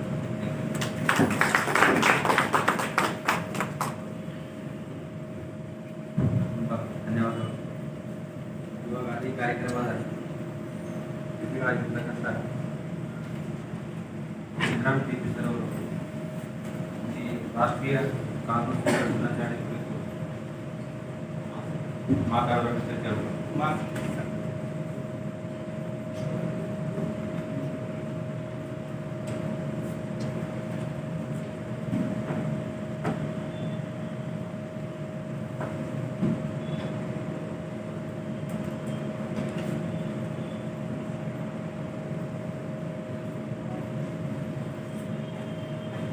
ಎಲ್ಲರಿಗೂ ನಮಸ್ಕಾರ. ಜಿಲ್ಲಾ ಕಾನೂನು ಸೇವೆಗಳ ಪ್ರಾಧಿಕಾರ ಬೀದರ್, ಜಿಲ್ಲಾಡಳಿತ, ಜಿಲ್ಲಾ ಪಂಚಾಯತ್, ತಾಲೂಕು ಪಂಚಾಯತ್, ಜಿಲ್ಲಾ ಮುಖಂಡರ ಸಂಘ ಬೀದರ್ ಇವರ ಸ್ವೀಕಾರದಲ್ಲಿ ರಾಷ್ಟ್ರೀಯ ಕಾನೂನು ಸೇವೆಗಳ ದಿನಾಚರಣೆ ಕಾರ್ಯಕ್ರಮದ ವೇದಿಕೆ ಮೇಲೆ ಆಸೀನರಾಗಿ ಮತ್ತು ಈ ಕಾರ್ಯಕ್ರಮವನ್ನು ಜ್ಯೋತಿ ಬೆಳಗಿಸುವುದರ ಮೂಲಕ ಉದ್ಘಾಟಿಸುವ ಬೀದರ್ ಜಿಲ್ಲಾ ಕಾನೂನು ಸೇವೆಗಳ ಅಧ್ಯಕ್ಷರು ಮತ್ತು ಗೌರವಿತ ಪ್ರಧಾನ ಜಿಲ್ಲಾ ಮತ್ತು ಸತ್ರ ನ್ಯಾಯಾಧೀಶರಾದ ಶ್ರೀ ಕಾಡಗೂರು ಸತ್ಯನಾರಾಯಣ ಅವರಿಗೆ ವಂದಿಸುತ್ತಾರೆ. ಕಾರ್ಯಕ್ರಮದ ವೇದಿಕೆ ಮೇಲಿರುವ ಎಲ್ಲ ನನ್ನ ಸಹೋದರ ಸಹೋದರಿ ನ್ಯಾಯಾಧೀಶರಿಗೆ, ವಕೀಲರ ಸಂಘದ ಅಧ್ಯಕ್ಷರಾದ ಶ್ರೀ ವಿಕಾಸರ್ ಅವರಿಗೆ, ಕಾರ್ಯದರ್ಶಿ ಮೊಹಮ್ಮದ್ ಅಬ್ಬಾಸ್ ತಾಲೂಕು ಪಂಚಾಯತ್ ಕಾರ್ಯನಿರ್ವಹಣಾಧಿಕಾರಿಗಳಾದ ಶ್ರೀ ವೆಂಕಟಪ್ಪ ಮತ್ತು ತಾಲೂಕು ಪಂಚಾಯತ್ ಸಹ ನಿರ್ದೇಶಕರಾದ ಶರತ್ ಕುಮಾರ್ ಅವರೇ, ಈ ಕಾರ್ಯಕ್ರಮದಲ್ಲಿ ಹಾಜರಿರುವ ಎಲ್ಲ ವಕೀಲ ಮಿತ್ರರೇ, ಕಾರ್ಯಾಲಯ ಬಾಲಕಿಸುವವರೇ, ಮಾಧ್ಯಮ ಮಿತ್ರರೇ, ಈಗಾಗಲೇ ನಮ್ಮ ಗೌರವಿತ ಪ್ರಧಾನ ಜಿಲ್ಲಾ ಮತ್ತು ಸತ್ರ ನ್ಯಾಯಾಧೀಶರು ಹೇಳಿದಂತೆ ಪ್ರತಿ ವರ್ಷ ದಿನಾಂಕ 9 ನವೆಂಬರ್ ಅಂದು ರಾಷ್ಟ್ರೀಯ ಕಾನೂನು ಸೇವೆಗಳ ದಿನಾಚರಣೆಯನ್ನು ಆಚರಿಸುತ್ತಿದ್ದೇವೆ. ಅದನ್ನು ಪ್ರಥಮವಾಗಿ ಮನೆ ಸರ್ವೋಚ್ಚ ನ್ಯಾಯಾಲಯದಲ್ಲಿ ಇದನ್ನು ಆಚರಿಸಲಾಯಿತು. ಈ ಒಂದು ಕಾರ್ಯಕ್ರಮವನ್ನು ಆಚರಿಸಲಿಕ್ಕೆ ಮೂಲ ಕಾರಣ ಅಂತ ಹೇಳಿದರೆ, ರಾಷ್ಟ್ರೀಯ ಕಾನೂನು ಸೇವೆಗಳ ಪ್ರಾಧಿಕಾರ ಅಧಿನಿಯಮ 1987 ಇದು ಜಾರಿಗೆ ಬಂದ ದಿನದಂದು ಆಚರಿಸಲಾಗುತ್ತದೆ. ಈ ಒಂದು ಕಾನೂನು 1987ರಲ್ಲಿ ಡ್ರಾಫ್ಟ್ ರೆಡಿಯಾಗಿದ್ದು ಸಹಿತ 1995ರಲ್ಲಿ ಅದನ್ನು ಗೆಜೆಟ್ನಲ್ಲಿ ಪಬ್ಲಿಷ್ ಮಾಡಿ ಅದನ್ನು ಜಾರಿಗೆ ತರಲಾಗಿದೆ. ಅದನ್ನು ದಿನಾಂಕ 9/11/1995ರಂದು ಗೆಜೆಟ್ ನೋಟಿಫಿಕೇಶನ್ ಆದ ಕಾರಣ ಆ ದಿನವನ್ನೇ ರಾಷ್ಟ್ರೀಯ ಕಾನೂನು ಸೇವೆಗಳ ದಿನಾಚರಣೆ ಅಂತ ಹೇಳಿ ಆಚರಿಸ್ತಾ ಬಂದಾಗ್ತಾ ಇದೆ. ಈಗಾಗಲೇ ಗೌರವಿತ ಪ್ರಧಾನ ಜಿಲ್ಲಾ ಮತ್ತು ಸತ್ರ ನ್ಯಾಯಾಧೀಶರು ಹೇಳಿದಂತೆ ಭಾರತೀಯ ಸಂವಿಧಾನ ನಮ್ಮ ಎಲ್ಲ ಕಾನೂನುಗಳ ತಾಯಿ ಅಂತ ಹೇಳ್ತೀವಿ. ಅದಕ್ಕೆ ಅನುಗುಣವಾಗಿಯೇ ಇದು ರಾಷ್ಟ್ರೀಯ ಕಾನೂನು ಸೇವೆಗಳ ಪ್ರಾಧಿಕಾರದ ಅಧಿನಿಯಮ ಜಾರಿಗೆ ಬಂದಿರುತ್ತದೆ. ಆರ್ಟಿಕಲ್ 39A ಅದನ್ನು 42ನೇ ಸಂವಿಧಾನ ತಿದ್ದುಪಡಿಯ ಮೂಲಕ ಸೇರಿಸಲಾಯಿತು ಸಂವಿಧಾನದಲ್ಲಿ. ಅದರ ಅನ್ವಯ 1987ರಲ್ಲಿ ಈ ಒಂದು ರಾಷ್ಟ್ರೀಯ ಕಾನೂನು ಸೇವೆಗಳ ಪ್ರಾಧಿಕಾರ ಅಧಿನಿಯಮವನ್ನು ರಚಿಸಲಾಯಿತು. ಮೂಲ ಆಶಯ ಆರ್ಟಿಕಲ್ 39 ಹೇಳಿದರೆ ನ್ಯಾಯ ವಿಚಾರಣೆ ಪದ್ಧತಿಯಾಗಿ ನ್ಯಾಯ ವಿಚಾರಣೆ ವ್ಯವಸ್ಥೆಯಲ್ಲಿ ಯಾವುದೇ ಒಬ್ಬ ವ್ಯಕ್ತಿ ಆತನು ಆರ್ಥಿಕವಾಗಿ ಸಬಲ ಅಲ್ಲ, ಆರ್ಥಿಕವಾಗಿ ದುರ್ಬಲ ಆಗಿರ್ತಾನೆ ಅನ್ನೋ ಒಂದೇ ಒಂದು ಕಾರಣಕ್ಕಾಗಿ ನ್ಯಾಯದಾನ ವ್ಯವಸ್ಥೆಯಿಂದ ದೂರ ಉಳಿಬಾರ್ದು, ಅವರಿಗೊಂದು ಅಪಾರ್ಚುನಿಟಿ ಕೊಡಬೇಕು, ಈಕ್ವಲ್ ಅಪಾರ್ಚುನಿಟಿ ಅಂತ ಹೇಳಿ ಅದನ್ನು ಯಾವ ರೀತಿಯಾಗಿ ಕೊಡಬೇಕು ಅಂತ ಹೇಳಿದರೆ ಅವರಿಗೆ ಕಾನೂನಿನ ನೆರವು ಕೊಡುವುದು, ಕಾನೂನಿನ ಸೇವೆಗಳ ನೆರವು ಕೊಡುವುದು ಮತ್ತು ಮತ್ತು ಆರ್ಥಿಕವಾಗಿ ನೆರವು ಕೊಡುವ ಮೂಲಕ ಅದನ್ನು ಮಾಡಲಿಕ್ಕೆ ಸಾಧ್ಯ ಆಗುತ್ತದೆ ಅಂತ ಹೇಳಿದರು. ಸೊ ಅದಕ್ಕಾಗಿ ಆ ನಿಟ್ಟಿನಲ್ಲಿ ಒಂದು ಕಾನೂನಿನ ಅವಶ್ಯಕತೆ ಇದೆ ಅನ್ನೋದು ಸಹಿತ ಆ ಒಂದು ಆರ್ಟಿಕಲ್ 39 ನಾವು ನೋಡ್ತೀವಿ. ಆರ್ಟಿಕಲ್ 39A 1976 ಸೇರಿಸಿದರೂ ಸಹಿತ ಆ ಒಂದು ಕಾನೂನು ಬರಲಿಕ್ಕೆ ಸುಮಾರು ವರ್ಷಗಳು ಬೇಕಾಯಿತು. 97ರಲ್ಲಿ ಡ್ರಾಫ್ಟ್ ಆದರೂ ಸಹಿತ 95ರಲ್ಲಿ ಅದನ್ನು ಜಾರಿಗೆ ತರಬೇಕು. ಈ ರಾಷ್ಟ್ರೀಯ ಕಾನೂನು ಸೇವೆಗಳ ಪ್ರಾಧಿಕಾರದ ಮೂಲ ಉದ್ದೇಶ ಅಂತ ಹೇಳಿದರೆ ಭಾರತದ ಪ್ರಜೆಗಳಲ್ಲಿ ಕಾನೂನಿನ ಬಗ್ಗೆ ತಿಳುವಳಿಕೆ ನೀಡುವುದು, ಅಂದರೆ ಅರಿವು ಮೂಡಿಸುವುದು ಮತ್ತು ನ್ಯಾಯಾಲಯದಲ್ಲಿ ವಿಚಾರಣೆಗಾಗಿ ಇರ್ತಕ್ಕಂಥ ಪ್ರಕರಣಗಳನ್ನು ರಾಜಿ ಸಂಧಾನದ ಮೂಲಕ ಇತ್ಯರ್ಥಪಡಿಸುವುದು, ಅದರ ಜೊತೆಗೆ ಪರ್ಮನೆಂಟ್ ಲೋಕ್ ಅದಾಲತನ್ನು ಎಸ್ಟಾಬ್ಲಿಷ್ ಮಾಡುವಂಥದ್ದು ಮತ್ತು ಈ ಯಾವ ವ್ಯಕ್ತಿಗಳಿಗೆ ಕಾನೂನಿನ ನೆರವು ಬೇಕು ಅದನ್ನು ಸಹಿತ ನೀಡಲಿಕ್ಕೆ ಈ ಒಂದು ಕಾನೂನಿನಲ್ಲಿ ಅವಕಾಶ ಮಾಡಿಕೊಡಲಾಯಿತು. ಈ ಕಾನೂನಿನ ಅನ್ವಯ ನಾವು ವಿವಿಧ ಹಂತಗಳಲ್ಲಿ ಕಾನೂನು ಸೇವೆಗಳ ಪ್ರಾಧಿಕಾರ ಅಥವಾ ಸಮಿತಿಗಳನ್ನು ರಚಿಸಲಾಗಿದೆ. ನಮಗೆಲ್ಲರಿಗೆ ಗೊತ್ತಿದ್ದಂಗೆ ರಾಷ್ಟ್ರೀಯ ಕಾನೂನು ಸೇವೆಗಳ ಪ್ರಾಧಿಕಾರ ಅಂತ ಒಂದು ಇರುತ್ತೆ. ಅದರ ಮೂಲ ಕರ್ತವ್ಯ ಏನಂತ ಹೇಳಿದ್ರೆ ಸ್ಕೀಮ್ ಅಥವಾ ಒಂದು ಏನಿದೆ ಕಾರ್ಯಕ್ರಮನ ರೂಪಿಸಲಿಕ್ಕೆ ಫಾರ್ಮೇಷನ್ ಆಫ್ ರೂಲ್ಸ್ ಅಂತ ಏನಿತ್ತು ಅದನ್ನು ಮಾಡ್ತಾರೆ. ಸೊ ಅದಾದ ನಂತರ ಮನೆ ಸರ್ವೋಚ್ಚ ನ್ಯಾಯಾಲಯದಲ್ಲಿ ಸಹಿತ ಒಂದು ಕಾನೂನು ಸೇವೆಗಳ ಸಮಿತಿ ಇರುತ್ತೆ. ಅಲ್ಲಿ ಸಹಿತ ಅದರಂತೆ ನಮ್ಮ ಎಲ್ಲ ರಾಜ್ಯಗಳಲ್ಲಿ ಸಹಿತ ರಾಜ್ಯ ಕಾನೂನು ಸೇವೆಗಳ ಪ್ರಾಧಿಕಾರ ಇರುತ್ತೆ. ಅದರ ಜೊತೆಗೆ ಮಾನ್ಯ ಉಚ್ಚ ನ್ಯಾಯಾಲಯಗಳಲ್ಲಿ ಸಹಿತ ಕಾನೂನು ಸೇವೆಗಳ ಸಮಿತಿ ಇರುತ್ತೆ. ಅದರ ಜೊತೆಯಲ್ಲಿ ಜಿಲ್ಲಾ ಕಾನೂನು ಸೇವೆಗಳ ಪ್ರಾಧಿಕಾರ ಇರುತ್ತೆ ಮತ್ತು ತಾಲೂಕು ಹಂತದಲ್ಲಿ ತಾಲೂಕಾ ಕಾನೂನು ಸೇವೆಗಳ ಸಮಿತಿ ಸಹಿತ ಇರುತ್ತೆ. ಅದರ ಜೊತೆಯಾಗಿ ಇನ್ನೂ 2-3 ಆಕ್ಟ್ ಮತ್ತು ರೆಗ್ಯುಲೇಷನ್ಸ್ ಅನ್ನ ಬಂದಿದೆ. ನಮಗೆಲ್ಲ ಗೊತ್ತಿದ್ದಂಗೆ ಲೀಡಿಂಗ್ ರೆಗ್ಯುಲೇಷನ್ 2011 ಅಂತ ಒಂದು ಬಂತು, ಮತ್ತು ಕಾಂಪಿಟೆಂಟ್ ಸರ್ವಿಸ್ ಮತ್ತು ಲೀಗಲ್ ಸರ್ವಿಸ್ ಅಂತ ಹೇಳಿ ಅವುಗಳ ರಿಲೇಷನ್ 2010ರಲ್ಲಿ ಬಂತು. ಅದರಲ್ಲಿ ಬರೀ ನ್ಯಾಯಾಧೀಶರಿಗೆ ಜವಾಬ್ದಾರಿ ಕೊಟ್ಟರೆ ಆಗೋದಿಲ್ಲ. ಕೆಲವು ಜನ ವಕೀಲರ ನೇಮಕ ಮಾಡ್ಕೊಳ್ಬೇಕು ಮತ್ತು ಪ್ಯಾರಾಲೀಗಲ್ ವಾರಂಟೀಸ್ಗಳನ್ನ ನೇಮಕ ಮಾಡ್ಕೊಳ್ಬೇಕು ಅಂತ ಒಂದು ನಿಯಮಗಳನ್ನು ಅದರಲ್ಲಿ ತರಲಾಗಿದೆ. ಅದರ ಅನ್ವಯ ನಾವು ಬೀದರ್ ಜಿಲ್ಲೆಯಲ್ಲಿ ಬೀದರ್ ಪಟ್ಟಣದಲ್ಲಿ 33 ಜನ ಕಾನೂನುಗಳನ್ನು ನೇಮಕ ಮಾಡ್ಕೊಂಡಿದ್ದೀವಿ. ಅದರ ಜೊತೆಗೆ 50 ಜನ ಪ್ಯಾರಾಲೀಗಲ್ ವಾರಂಟೀಸ್ನ ಅಪಾಯಿಂಟ್ ಮಾಡ್ಕೊಂಡಿದ್ದೀವಿ. ನಮ್ಮ ಈ ಕಾನೂನು ಸೇವೆಗಳ ಪ್ರಾಧಿಕಾರದ ಜೊತೆಗೆ ತಾವೆಲ್ಲರೂ ಕಾರ್ಯನಿರ್ವಹಿಸಬೇಕಾಗ್ತದೆ. ಅದಕ್ಕಾಗಿ ಈ ಕಾನೂನು ದಿನಾಚರಣೆ ಕಾರ್ಯಕ್ರಮದಲ್ಲಿ ತಮ್ಮನ್ನು ಉದ್ದೇಶಿಸಿ ನಮ್ಮ ಗೌರವಾನ್ವಿತ ಪ್ರಧಾನ ಜಿಲ್ಲಾ ಮತ್ತು ಸತ್ರ ನ್ಯಾಯಾಧೀಶರಿಂದ ಒಂದು ಮಾರ್ಗದರ್ಶನ ಕೊಡಿಸಬೇಕು ಅನ್ನೋ ಒಂದು ಉದ್ದೇಶದಿಂದ ಈ ಕಾರ್ಯಕ್ರಮ ಇಲ್ಲಿ ಆಯೋಜನೆ ಮಾಡಿದ್ವಿ. ಇದನ್ನು ನಾವು ಅಲ್ಲೇ ನಮ್ಮ ಸಿಬ್ಬಂದಿಗಳಿಗೆ ಕೊಟ್ಟರೆ ಅವರು ಡೈರೆಕ್ಟಾಗಿ ಈ ಒಂದು ಕಾರ್ಯಕ್ರಮದಲ್ಲಿ ಇನ್ವಾಲ್ವ್ಮೆಂಟ್ ಇರೋದಿಲ್ಲ. ನಿಮ್ಮ ಇನ್ವಾಲ್ವ್ಮೆಂಟ್ ಹೆಚ್ಚಾಗಿರೋದ್ರಿಂದ ನಿಮ್ಮನ್ನು ಉದ್ದೇಶಿಸಿ ಈ ಕಾರ್ಯಕ್ರಮ ಮಾಡಬೇಕು ಅಂತ ಹೇಳಿ ಒಂದು ಊಹಿಸಿ ನಾವು ಈ ಕಾರ್ಯಕ್ರಮ ಇಲ್ಲಿ ಆಯೋಜನೆ ಮಾಡಿದ್ವಿ. ಈಗ ನಮಗೆಲ್ಲ ಗೊತ್ತಿದೆ, ಬಹಳಷ್ಟು ಜನ ತಾವೆಲ್ಲ ಜೈಲಿನಲ್ಲಿ ಎಲ್ಲ ಸಿಟ್ಟಿಂಗ್ ಮಾಡ್ತಾ ಇದ್ದೀರಿ, ಕೆಲವೊಂದು ಜನ ಸಿಡಿಪು ಆಫೀಸ್ನಲ್ಲಿ ಮಾಡ್ತಾ ಇದ್ದೀರಿ, ಮತ್ತು ಕೆಲವೊಂದು ಜನ ತಹಶೀಲ್ದಾರ್ ಕಚೇರಿಯಲ್ಲಿ ಮಾಡ್ತಾ ಇದ್ದೀರಿ. ಎಲ್ಲ ಕಚೇರಿಗಳಲ್ಲೂ ಸಹಿತ ನಮ್ಮ ಕಾನೂನು ವಕೀಲರು ಸಿಗ್ತಾರೆ. ನೀವು ಈ ಕಚೇರಿಗೆ ಹೋದರೆ ನಮ್ಮ ಕಾನೂನು ವಕೀಲರು ಸಿಗೋದಿಲ್ಲ ಅಂತ ಒಂದು ಸಂದರ್ಭದಲ್ಲಿ ಬರುವುದಿಲ್ಲ. ಮತ್ತು ಅಲ್ಲಿ ಎಲ್ಲಿ ತಪ್ಪಿದರೂ ಸಹಿತ ಯಾವುದೇ ಕಚೇರಿಯಲ್ಲಿ ತಪ್ಪಿದರೂ ಸಹಿತ ನಮ್ಮ TLS ಇದೆ, ಅಲ್ಲಿ ಒಂದು ಬಂದೇ ಬರ್ತೀರ. ಅದರ ಜೊತೆಗೆ ನೀವು ಒಂದು ಎಫೆಕ್ಟಿವ್ ಆಗಿ ನಿಮ್ಮ ಕಾರ್ಯನಿರ್ವಹಣೆ ಮಾಡಿದರೆ ಖಂಡಿತವಾಗಿಯೂ ನಮ್ಮ ಈ ಕಾನೂನು ಸೇವೆಗಳ ಮೂಲ ಆಶಯ ಏನಿದೆ ಅದನ್ನು ಈಡೇರಿಸಲಿಕ್ಕೆ ಸಾಧ್ಯ ಆಗ್ತದೆ ಅಂತ ಈ ಸಂದರ್ಭದಲ್ಲಿ ಹೇಳಲಿಕ್ಕೆ ನಾನು ಇಷ್ಟಪಡ್ತೇನೆ. ಯಾಕಂತ ಹೇಳಿದ್ರೆ ನಾವು ಒಂದು ಏನಂತ ಸ್ಟೇಟ್ಮೆಂಟ್ ಇದೆ, ಇನ್ನೊಂದು ಈ ಲಾಕ್ಡೌನ್ ಪೀರಿಯಡ್ನಲ್ಲಿ ಇಡೀ ದೇಶದಲ್ಲಿ 42,259 ಜನ UTP ಅಂಡರ್ ಟ್ರ್ಯಾಕ್ ಬಿಸ್ನೆಸ್ನ ರಿಲೀಸ್ ಮಾಡಿದ್ದಾರೆ. ಇದಕ್ಕೆಲ್ಲ ಮೂಲ ಕಾರಣ ಅಂತ ಹೇಳಿದ್ರೆ ಕಾನೂನು ಸೇವೆಗಳ ಪ್ರಾಧಿಕಾರ ತೆಗೆದುಕೊಂಡಂತ ಒಂದು ಕಾರ್ಯ ಅಥವಾ ಒಂದು ಇದು ಅಂತ ಹೇಳ್ಬೋದು. ಅದರ ಜೊತೆಗೆ ಪ್ರತಿಯೊಂದು ಹಂತದಲ್ಲಿ ಲಾಕ್ಡೌನ್ ಸಂದರ್ಭದಲ್ಲಿ ನಾವು ಕಟ್ಟಡ ಕಾರ್ಮಿಕರಾಗಿರ್ಬೋದು ಮತ್ತು ತೊಂದರೆಗೆ ಒಳಗಾದವರಾಗಿರ್ಬೋದು ಮತ್ತು ಬೀದರ್ ಜಿಲ್ಲೆಯಲ್ಲಿ ವಿಶೇಷವಾಗಿ ಈ ಹೈವೇಗಳಲ್ಲೆಲ್ಲ ಈ ಲಾಕ್ಡೌನ್ ಸಂದರ್ಭದಲ್ಲಿ ವೆಹಿಕಲ್ ಎಲ್ಲಿ ರೀಚ್ ಆಗಿದ್ದು ಅಲ್ಲಿಗೆ ಸ್ಟಾಪ್ ಆಗಿತ್ತು. ಎಷ್ಟೋ ಜನ ಪೆಟ್ರೋಲ್ ಬಂಕಲ್ಲಿ ಇದ್ರು. ಸುಮಾರು ಜನ ನಾವು ಈ ಹೈವೇನಲ್ಲಿ ನೋಡಿದ್ವಿ. 75-80 ಜನ ಲಾರಿ ಡ್ರೈವರ್ಸ್ಗಳು ಅವರಿಗೆ ಯಾವುದೇ ಸೌಲಭ್ಯಗಳಿರದೆ ಅವರು ಸ್ಟೇ ಆಗಿದೆ. ಅವರಿಗೂ ಸಹಿತ ನಾವು ಜಿಲ್ಲಾ ಆಡಳಿತದಿಂದ ಮತ್ತು ತಾಲೂಕು ಪಂಚಾಯತ್ ವತಿಯಿಂದ ಸಂಬಂಧಪಟ್ಟ ತಹಶೀಲ್ದಾರ್ ಅವ್ರ ಕಡೆಯಿಂದ ರೇಷನ್ ಕಿಟ್ಸ್ ಅನ್ನು ಕೊಡಿಸಿದ್ವಿ. ಅದರ ಜೊತೆಗೆ ಕಟ್ಟಡ ಕಾರ್ಮಿಕರಿಗೆ ಬಿಹಾರ್, ಮಹಾರಾಷ್ಟ್ರ, ಜಾರ್ಖಂಡ್ ಮತ್ತು ಒಡಿಶಾ ಇಲ್ಲಿ ಅಂತ ಬಂದಂಥ ಎಲ್ಲ ಕಟ್ಟಡ ಕಾರ್ಮಿಕರಿಗೆ ಸಹಿತ ರೇಷನ್ ಕಿಟ್ಸ್ ಅನ್ನು ಕೊಡಿಸಿದ್ದೀವಿ. ಅದರ ಜೊತೆಗೆ ಈ ಏನಂತಾರೆ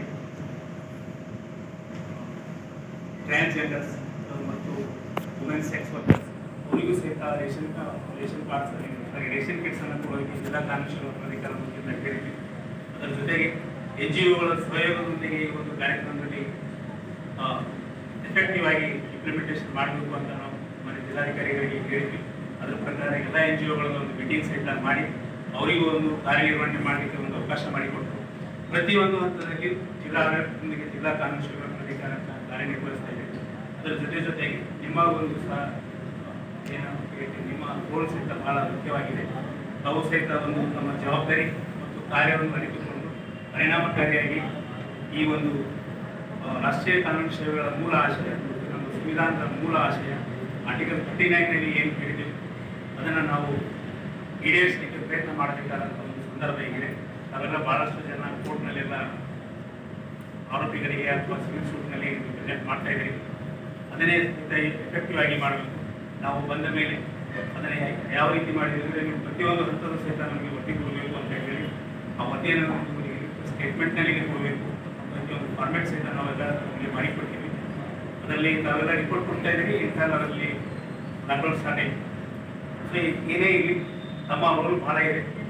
ಈ ವಕೀಲರ ಜೊತೆಗೆ ನಮ್ಮ ಪ್ಯಾರಾಲೀಗಲ್ ವಾರಂಟೀಸ್ಗಳ ಕಾರ್ಯ ಮತ್ತು ಅವರ ಜವಾಬ್ದಾರಿ ಸಹ ಹೆಚ್ಚಿದೆ. ಯಾಕಂತ ಹೇಳಿದ್ರೆ ರೂಟ್ ಲೆವೆಲ್ನಲ್ಲಿ ಅಂದರೆ ಗ್ರಾಸ್ ರೂಟ್ ಲೆವೆಲ್ನಲ್ಲಿ ನಾವು ಕೆಲಸ ಮಾಡೋದ್ರಿಂದ ಮತ್ತು ಎಲ್ಲ ಗ್ರಾಮೀಣ ಭಾಗದಿಂದ ಭಾಳಷ್ಟು ಜನ ಬಂದಿರೋದ್ರಿಂದ ಗ್ರಾಮೀಣದಲ್ಲಿ ರೈತರಿಗೆ ಆಗಿರ್ಬೋದು ಮತ್ತು ಕೆಲವೊಂದು ಸಂದರ್ಭದಲ್ಲಿ ಮಹಿಳೆಯರಿಗೆ ಆಗಿರ್ಬೋದು, ಕೆಲವೊಂದು ಸಂದರ್ಭದಲ್ಲಿ ಕಾರ್ಮಿಕರಿಗೆ ಆಗಿರ್ಬೋದು ಏನಾದರೂ ಒಂದು ಕಾನೂನಿನ ಅವಶ್ಯಕತೆ ಇದೆ ಅಂತ ಕಂಡು ಬಂದರೆ ತಾವು ಅದನ್ನು ಅವರಿಗೆ ಒಂದು ಜಿಲ್ಲಾ ಕಾನೂನು ಸೇವೆಗಳ ಪ್ರಾಧಿಕಾರಕ್ಕೆ ಹೋಗಿ ಅಪ್ರೋಚ್ ಆದರೆ ತಮ್ಮ ಒಂದು ಸಮಸ್ಯೆಗೆ ಸಮಾಧಾನ ಸಿಗುತ್ತೆ ಅನ್ನೋ ನಿಟ್ಟಿನಲ್ಲಿ ತಾವು ಅವರಿಗೆ ತಿಳುವಳಿಕೆ ನೀಡಬೇಕು. ಅದರ ಜೊತೆಗೆ ನಾವು ಈ ರಾಷ್ಟ್ರೀಯ ಕಾನೂನು ಸೇವೆಗಳ ಅಡಿಯಲ್ಲಿ ಯಾವ ಯಾವ ವ್ಯಕ್ತಿಗಳಿಗೆ ಕಾನೂನು ನೆರವು ಕೊಡಲಿಕ್ಕೆ ಸಾಧ್ಯ ಆಗುತ್ತೆ ಅನ್ನುವುದನ್ನು ಸಹಿತ ತಾವು ತಿಳ್ಕೊಂಡು ಅದನ್ನು ಅಲ್ಲಿರ್ತಕ್ಕಂಥ ಸಾರ್ವಜನಿಕರಿಗೆ ರೈತರೇ ಆಗಿರ್ಬೋದು, ಮಹಿಳೆಯರೇ ಆಗಿರ್ಬೋದು ಮತ್ತು ಪರಿಶಿಷ್ಟ ಜಾತಿ ಪರಿಶಿಷ್ಟ ಪಂಗಡದ ಜನರೇ ಆಗಿರ್ಬೋದು ಎಲ್ಲರಿಗೂ ಸಹಿತ ಅದನ್ನು ಮಾಹಿತಿ ನೀಡಬೇಕು. ನಾವು ಸೆಕ್ಷನ್ 12 ಪ್ರಕಾರ ಒಂದು 10 ರಿಂದ 11 ಜನ ಒಂದು ಕೆಟಗರಿ ಜನರನ್ನು ಅದರಲ್ಲಿ ಆಯ್ಕೆ ಮಾಡಿಕೊಡ್ತೀವಿ. ಅವರಿಗೆ ನಾವು ಕೊಡೋದಕ್ಕೆ ಯಾರು ಅಂತ ಹೇಳಿದರೆ ಅದು ಮಹಿಳೆಯರಾಗಿರ್ಬೋದು, ಇರ್ರೆಸ್ಪೆಕ್ಟಿವ್ ಆಫ್ ಇನ್ಕಮ್, ಮತ್ತು ಮಕ್ಕಳು ಮತ್ತು ಹ್ಯೂಮನ್ ಟ್ರಾಫಿಕ್ನಲ್ಲಿ ಸಿಕ್ಕಿದಂಥ ವ್ಯಕ್ತಿಗಳು ಮತ್ತು ಆ ಹ್ಯೂಮನ್ ಟ್ರಾಫಿಕ್ನ ಎಫೆಕ್ಟ್ನಿಂದಾಗಿ ಯಾರಾದರೂ ಭಿಕ್ಷುಕರಾಗಿದ್ದರೆ ಅವರಿಗೂ ಸಹಿತ ಅವರು ಇರ್ರೆಸ್ಪೆಕ್ಟಿವ್ ಆಫ್ ಇನ್ಕಮನ್ನು ನೋಡಿ ನಾವು ಅವರಿಗೆ ಕಾನೂನು ನೆರವು ಕೊಡಲಿಕ್ಕೆ ಕಾನೂನಲ್ಲಿ ಅವಕಾಶ ಇದೆ. ಅದರ ಜೊತೆಗೆ ಪರಿಶಿಷ್ಟ ಜಾತಿ ಮತ್ತು ಪರಿಶಿಷ್ಟ ಪಂಗಡದ ವ್ಯಕ್ತಿಗಳಿಗೆ ಮತ್ತು ಯುವಜನ ನಿರಾಶ್ರಿತರಿಗೆ ಮತ್ತು ಆಸಿಡ್ ಅಟ್ಯಾಕ್ ಆದಂಥ ಹೆಣ್ಮಕ್ಕಳಿಗೆ ಪ್ರತಿಯೊಬ್ಬರಿಗೂ ಸಹಿತ ಕೊಡಲಿಕ್ಕಾಗುತ್ತೆ. ಮತ್ತು ಉಳಿದಂಥ ಸಾರ್ವಜನಿಕರ ಬಗ್ಗೆ ಹೇಳುವುದಾದರೆ 1 ಲಕ್ಷಕ್ಕಿಂತ ಕಡಿಮೆ ಆದಾಯ ಆಗಿರುತ್ತೆ ಅವರಿಗೂ ಸಹಿತ ನಾವು ಈ ಕಾನೂನು ಸೇವೆಗಳನ್ನು ಫ್ರೀ ಲೀಗಲ್ ಏಡನ್ನು ನಾವು ಕೊಡಲಿಕ್ಕೆ ಒಂದು ವ್ಯವಸ್ಥೆ ಮಾಡಲಿಕ್ಕೆ ಒಂದು ಅವಕಾಶ ಇದೆ ಅದರಲ್ಲಿ. ಸೊ ಆ ನಿಟ್ಟಿನಲ್ಲಿ ತಾವೆಲ್ಲ ಅದನ್ನು ಚೆನ್ನಾಗಿ ಅರಿತುಕೊಂಡು ತಿಳಿದುಕೊಂಡು ನಾವು ಸಾರ್ವಜನಿಕರಿಗೆ ಮತ್ತು ತಾವು ಎಲ್ಲಿ ವಾಸವಾಗಿರ್ತೀರೋ ಅಲ್ಲಿನ ಜನರಿಗೆ ಇದರ ಬಗ್ಗೆ ಮನವರಿಕೆ ಮಾಡಿಕೊಡಬೇಕು ಅಂತ ಹೇಳಿ ಈಗಾಗಲೇ ಸಮಯದ ಅಭಾವ ಇದೆ. ಕಾರ್ಯಕ್ರಮ ಸ್ವಲ್ಪ ತಡವಾಗಿ ಪ್ರಾರಂಭವಾಗಿದ್ದರಿಂದ ಇನ್ನೂ ಸಾಕಷ್ಟು ಜನ ನಮ್ಮ ಸಾಹೇಬರುಗಳು ಮಾತನಾಡಬಹುದು. ಹಾಗೆ ನಾನು ಇಷ್ಟು ಹೇಳಿ ನನ್ನ ಮಾತನ್ನು ಇಲ್ಲಿ ಮುಕ್ತಾಯಗೊಳಿಸುತ್ತೇನೆ. ಜೈ